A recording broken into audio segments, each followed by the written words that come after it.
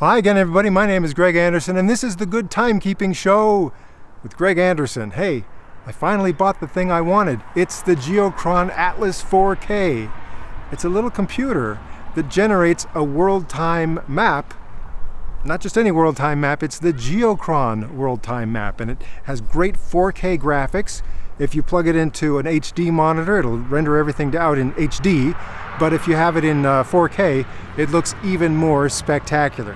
Now, I've been a fan of world time clocks for a long time. They tend to be a little bit pricey sometimes, and I had one that was like a little map like this, and it had a little digital clock on the top, and if you pushed buttons on the map, then it would show you the time in that time zone, and that was kind of fun.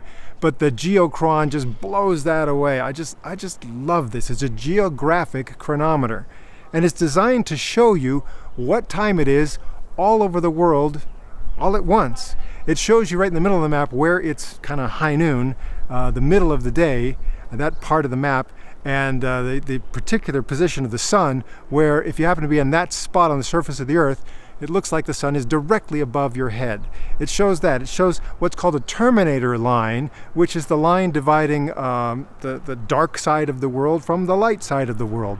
And the map is in continuous slow motion to show you where that line changes position and where the surface of the earth kind of keeps moving underneath the light from the sun. So it's a great world time map, and well, you don't want to see my face. I want to show you what this thing can do. Okay, here's all the hardware that comes with this Geochron digital device. Geochron Atlas printed right on the side there, so that's kind of cool. This little box is a quad-core Intel Cherry Trail processor device featuring Intel Burst Technology 2.0. So it's got some ports in here that you're not going to use for this particular application. It's all preloaded, and yeah, you're all set. Now this is, again, an HDMI connector, and you can see it's a male connector. I suppose these devices are made to just plug directly into something with no cable, but because of heat concerns, you don't want this thing to get too hot. It comes with this little female to male HDMI cable that's about 1 foot long. So you can put this in here, and now you've got a foot. You can hang this from the back of the TV, or you can do what you want with it. I decided that I may want a little bit more, make it a little more flexible than just having to be just 1 foot away with this. So I got myself just one of these simple little couplers for HDMI. So I put this on here, and then I can plug it into any length of HDMI cable that I want, and go from there. The power port is right here, and you can see that's a micro USB connection right there. But you'll want to use the power supply that comes with it, see, because this uses more power than your average USB device will put out. You want to use you want to give it the right amount of power, so use this instead of trying to use like a USB battery or whatever you have. Be sure to use this so you get the right amount of power to keep this thing running correctly. You can see the case here has these ridges, and that actually helps in dissipating heat. So, that's a good design thing that's just built in there. If you give this thing a little breathing room, it'll be fine. I had it on for a few hours today, and when I turned it off again, it was a little bit warm. I wouldn't even call it hot. It was a little bit warm. So, be careful with it, but I don't think it's going to get very hot. That was, of course, your Wi-Fi antenna. And if you're still not quite exactly sure, how large is that thing? What does that look like? Here's something that you might have around the house that'll give you a little bit of a reference as to the size of the box. Now, I'm not going to bother with some kind of unboxing video. I mean, it's a box. You can open it up. You can figure it out. There's also a quick start guide, a little printed booklet that comes with it. And Patrick from Geochron has a little quick start video. So I'm not going to go through that stuff. It's really pretty easy to get this thing all put together. So when you first turn it on, now you're going to want to connect all the cables and turn on your monitor. And then when that's all set, then plug into power and it'll boot right up. And this is what it looks like when it's booting up. It gives you a few boot up screens. I like this one that kind of shows you a variety of nice little pictures of space stuff and weather stuff while you're waiting for the program to completely load. And then after a short period, you're up and running. All right, this is what one of these looks like when you display it on your TV. Right now, this is a 4K monitor, and it's a little bit awkward. What I've done is I've pointed my cameras at the monitor rather than try to do kind of a screen capture in 4K. So I'm going to be kind of zooming in and zooming out and showing you some things. But I thought I'd start out by trying to configure this so it would look the most like the mechanical Geochron that I've seen at our public library for the last 20 plus years. So the most basic look, this is what it would look like.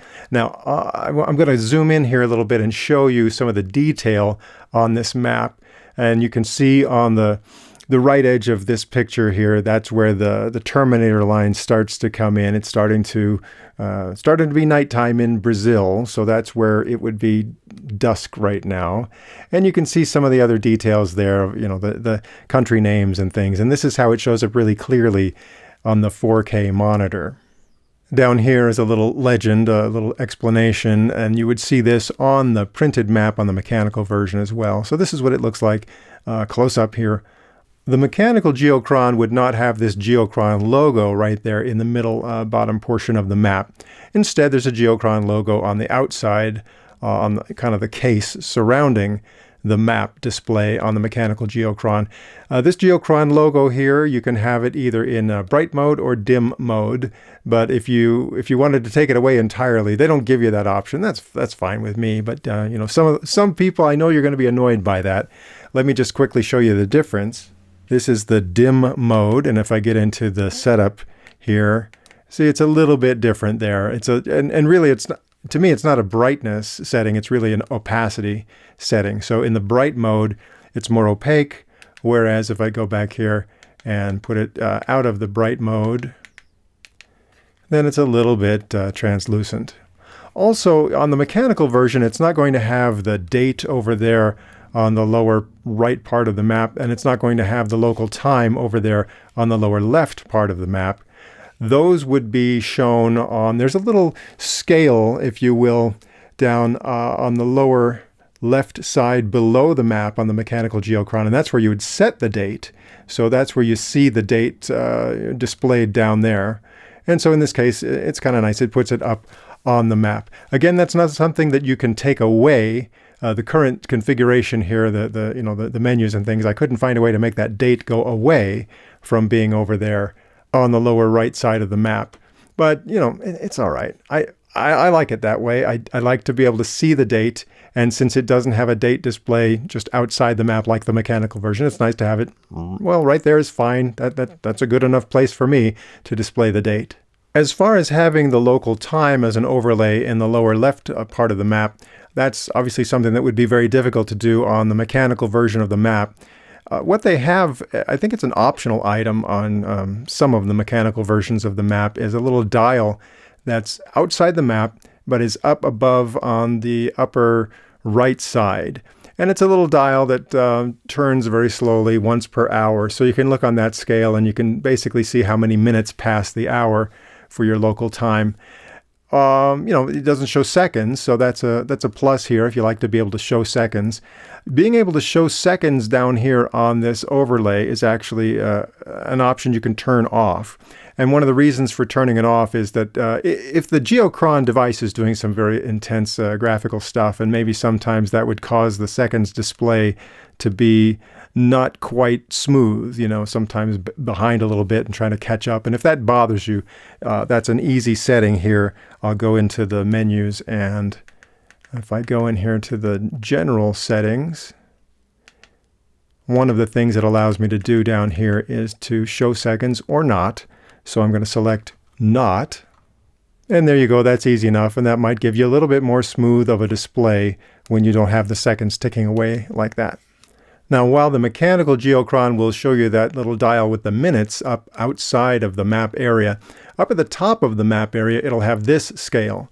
So on the mechanical version, it takes a little bit of paying close attention to find out the local time as it's been set on your mechanical Geochron. But it has this scale up on top, and as you see, there are two rows of numbers there. The upper row is for daylight saving, so those numbers that are not inside the circles would be 1 hour ahead of the ones that are inside the circle. So the ones inside the circle are standard time, and then daylight saving time above that. And, obviously you just add an hour for daylight saving time. And since different parts of the world are recognizing daylight saving time at different times of the year, that's kind of a nice little scale there that as long as you know whether or not there's daylight saving time in the place you're looking at on the map, that will show you what the time is in that time zone.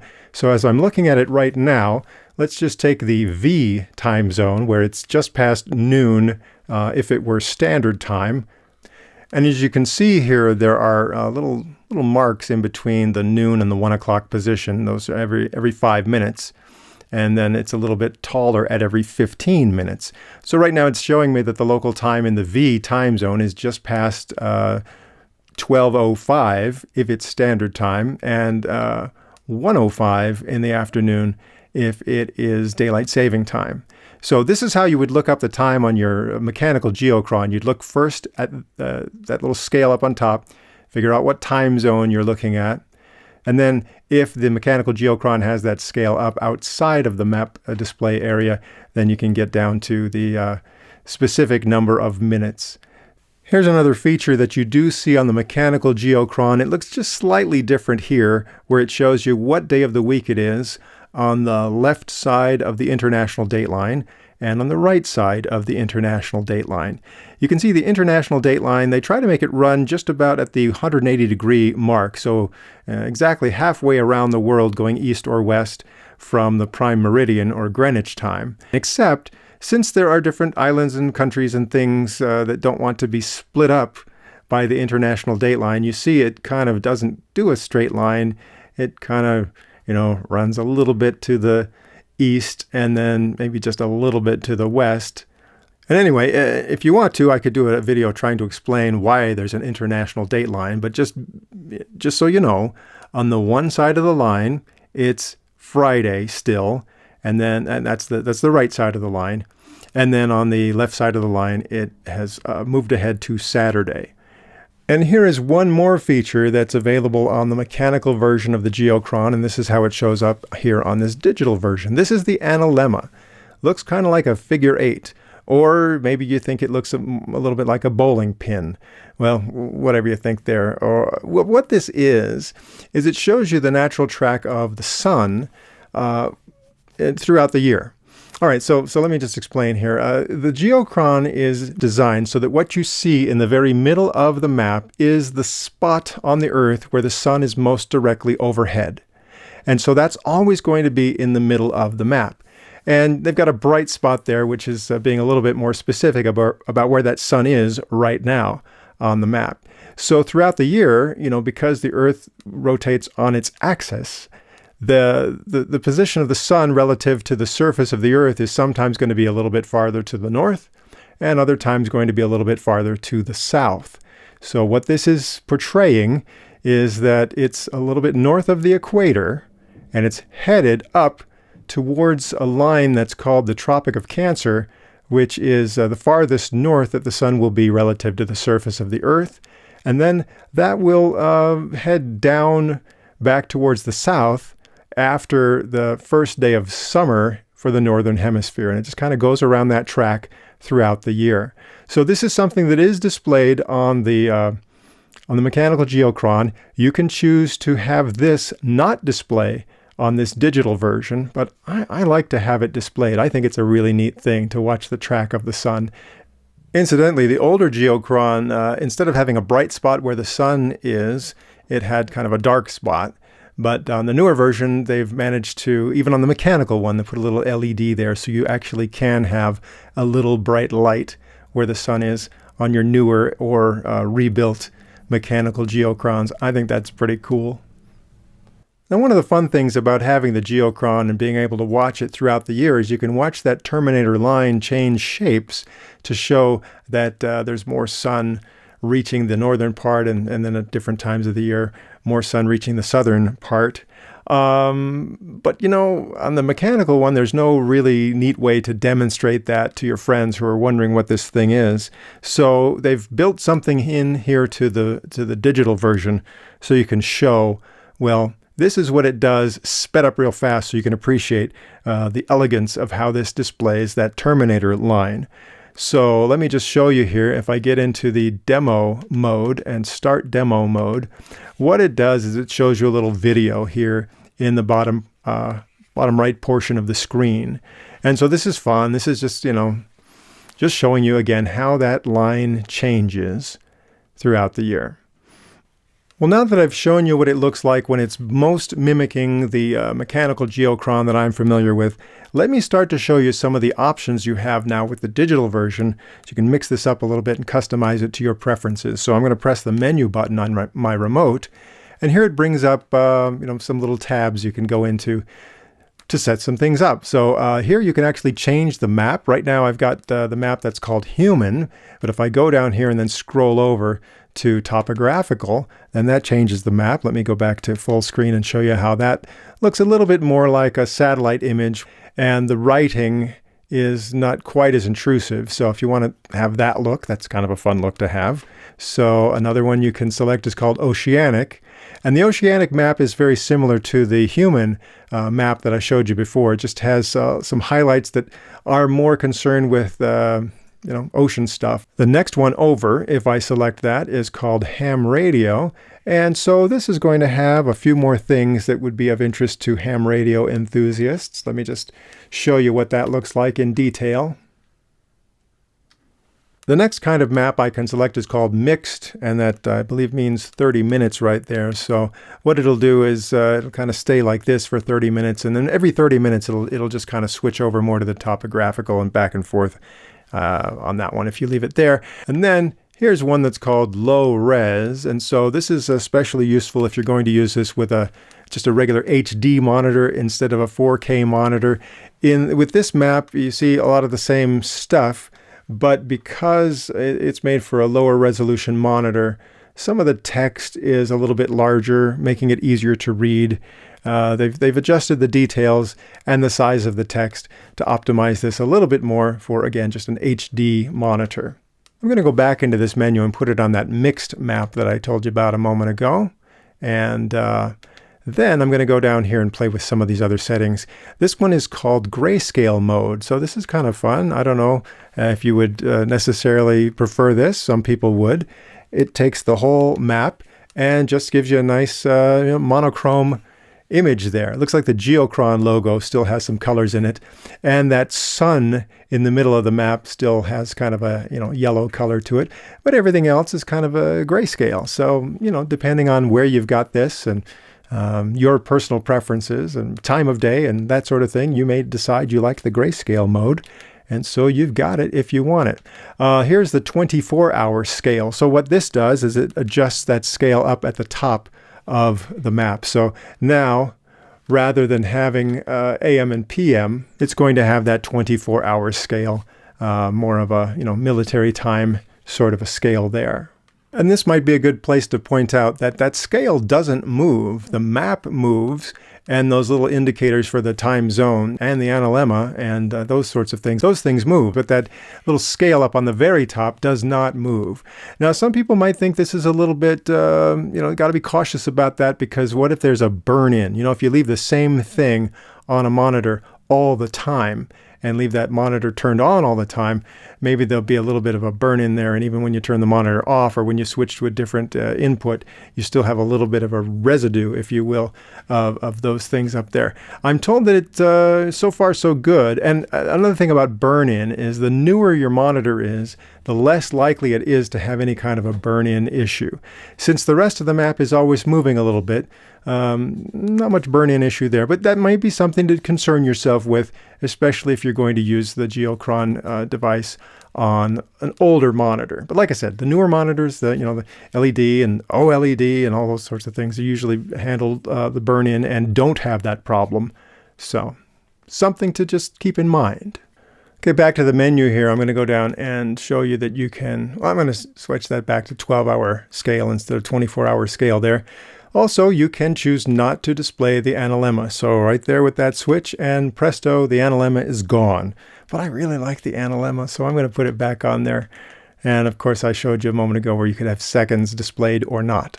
Now there's a night mode. And what this basically does is dim the entire map. So that's kind of fun, especially if you're going to leave this on all the time and maybe in the evening you want it to just dim. Here you've got percentages that you can select to dim this appropriately. If I put it on 90% dim, you can see how that looks compared to, I didn't change any of my camera settings here. That's how it looks to the camera. So the automatic setting is kind of cool because what it does is when the sun goes down where you are, and the Geochron knows that, it's going to go into night mode. And then when the sun comes up, it's going to come out of night mode. So that's kind of cool. And then right here again, if you want to do that demo again, that's where you activate that. Okay, back up here to my tabs. Now this is layers, and you've got all kinds of cool things you can do with the layers. First, night opacity. So if you want that night portion of the map to be darker or lighter, there's where you can set that.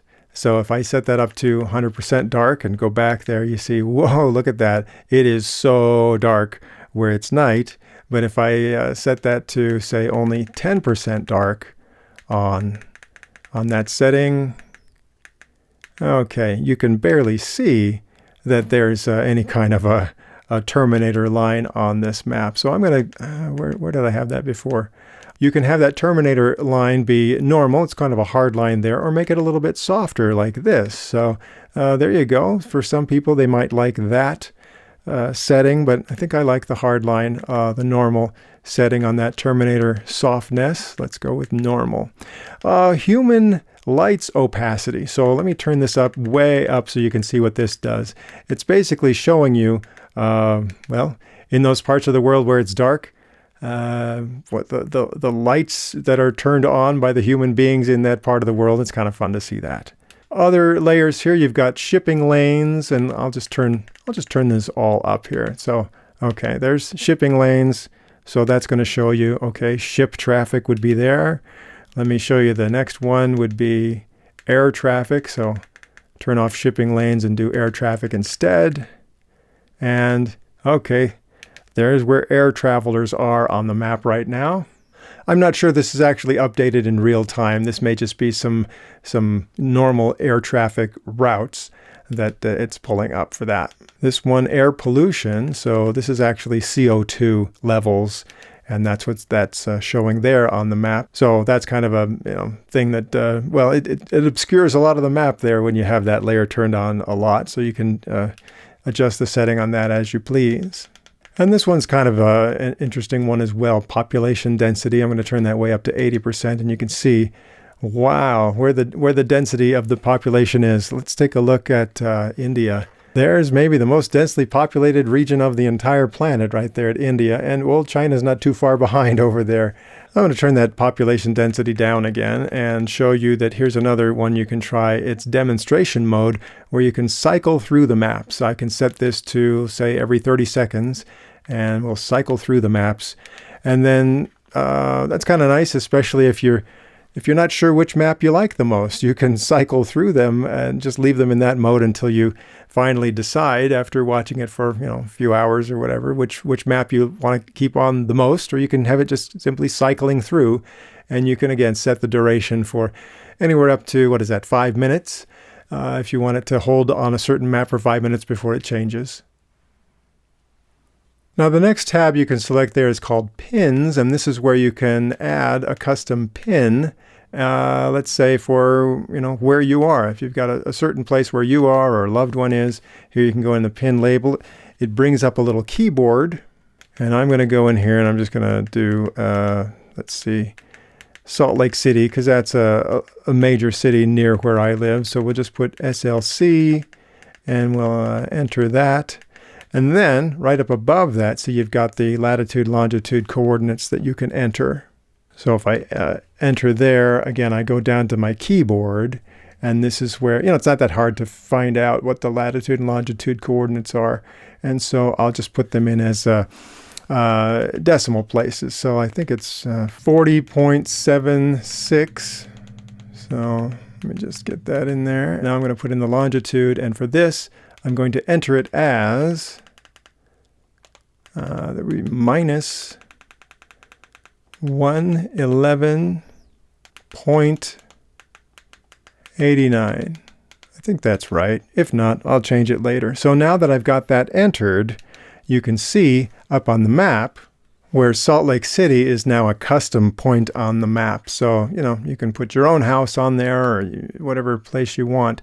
And then you have the option over here to have it show the time on the map or just the location. Okay, back to the configuration. You've got some live things that you can select here, and this is kind of fun. You've got weather, satellites, the International Space Station, and the Hubble Space Telescope.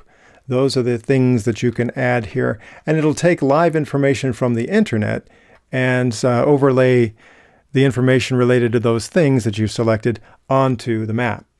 So a lot of stuff here with the weather, and that's how the cloud cover shows up on the map. But I'm going to raise the opacity like all the way up to 100 so you can really see that cloud cover there.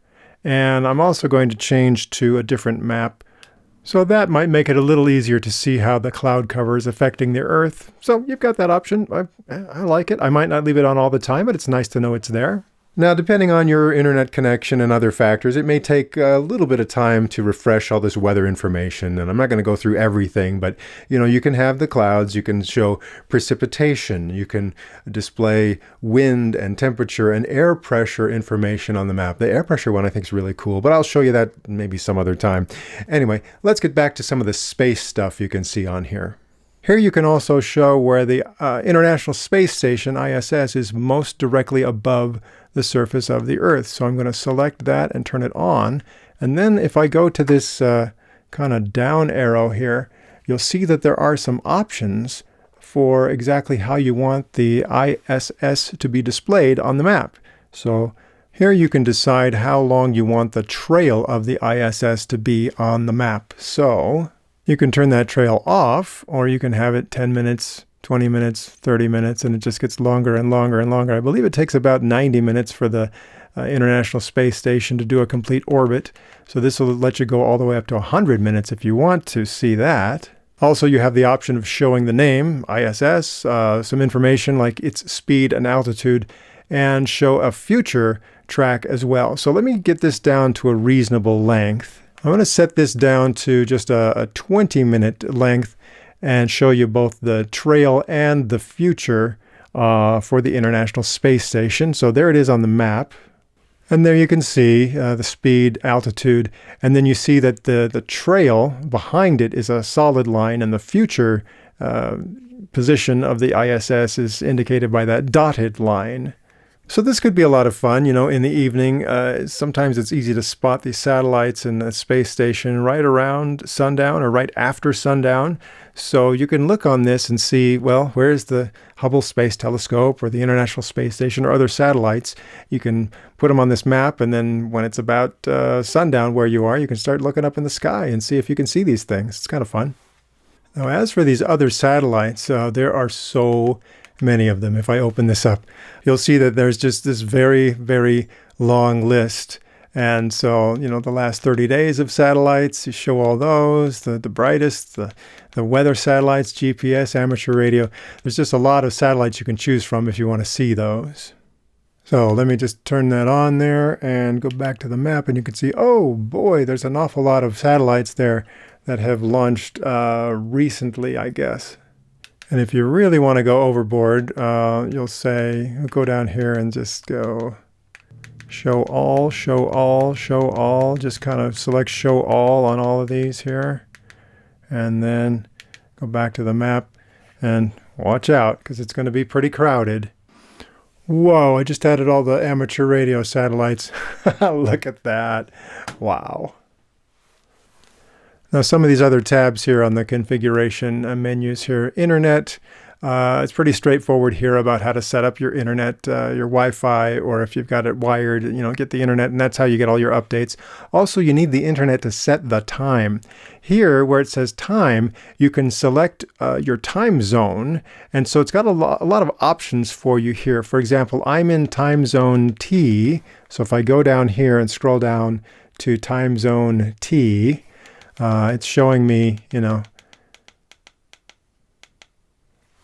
the different time zones that are available to me in time zone T. So, you know, you've got some in the United States, some in Mexico, Canada.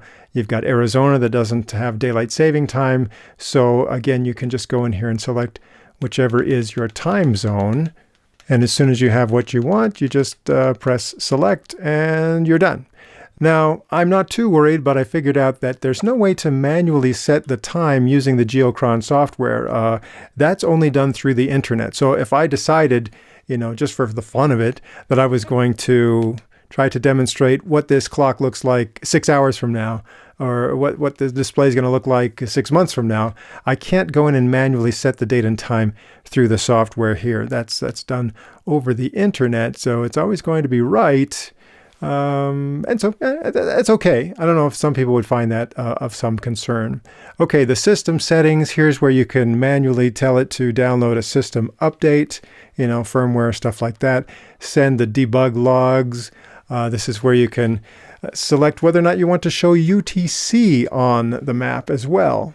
So let me show you how that looks if you do have UTC selected. So I'm going to go down there and say, oh yes, let's show UTC. And I'm going to turn off my weather layer just to make it easier to see all this stuff so it doesn't look too busy there. So now you have right under the local time, you got UTC, and right under the local date, you also have the date for UTC, which at this moment, they're the same date. But if I wait a couple hours, then UTC will be 1 day ahead of me on this particular display. Also from this system settings screen here, you can power down, you can reload the program, which is kind of a reboot of the program, not necessarily a reboot of the whole device, but the program. And if you really felt like it, you could do a complete factory reset right here from this screen. Also, there's you know, some other credits and about screens and some things like that you can do here. Finally, up here on the top, on the very right end of all these options, there's a help screen. And when you get down here, it basically has a list of tutorials for each of the tabs that are up there on the top. So if I want to hit this here, it actually is going to bring up a little video screen down here on the, you know, the bottom right part. Turn up the volume. Oh, and there's our friend Patrick from Geochron, who is narrating a little tutorial video about all the options you have available on that particular tab in your setup. So I'm going to stop that right now. Thanks, Patrick. And okay, there we are back at the Geochron screen. Another way to power down the Geochron using the remote here, if I press the power button, I have some options: sleep, check for update, shut down device, restart device, or reload the program. So there you go, the Geochron Atlas 4K. It's a dream come true for me because, you know, this is the first time I've actually bought an official Geochron product with the Geochron name officially on it. And it's more affordable than the big mechanical clocks that I've kind of been avoiding for a long time, even though I really, really wanted one of the mechanical Geochrons. This one, you're probably thinking, okay, what's the bottom line? Is it very expensive? And I would say, I wouldn't describe it as expensive. I would describe it as not cheap. Okay, so it's about $449 for this thing, and that is a little bit more expensive than the last version of it. They've upgraded the hardware to something that I think is a little more tough than the one they had before, and can handle all the rendering and the speed and all that it needs. So it's a little bit upgraded on the hardware, and also, you know, this thing is meant to be used 24/7 for long periods of time. So therefore, you know, something that's up to the task. You know, $449. Now, they do have discount codes and stuff. You know, go to their website, sign up for the newsletter. You might get 10% off, something like that. Just keep an eye on that. The guys there at Geochron, nice people, and they love to geek out about all this stuff. So I really admire them and respect them. And I really want this thing to sell really well. So, you know, get one for your favorite uncle and be the great nephew or niece that they think you are. You know, especially, you know, if they're in the world time clocks. What a cool thing to have. All right, so that's all I'm going to say about the Geochron. This has been a long video, and you know, because I covered everything I thought I should in this video, I will never ever speak about the Geochron on this channel again. I've already said everything that I could possibly need to say. And you know that that's not true. I will most definitely probably have more to say about the Geochron coming up. But anyway, this is just the day that I've been excited for a long time. It finally came. I got the thing. I'm pretty excited. So I hope you had some fun watching this, and you will think very, very carefully about getting one of these yourself. I don't get a commission from them. You know, nothing's in it for me except I'm a fan, and I want this product to be successful, and I want the guys there at Geochron to do well. That's why I made the video. That's why I'm excited. And who knows, I might buy another one, because I think I'll need one for, like, you know, the upstairs and the downstairs.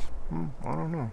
All right, we'll keep in touch, and please stay tuned for more episodes of the Good Timekeeping Show.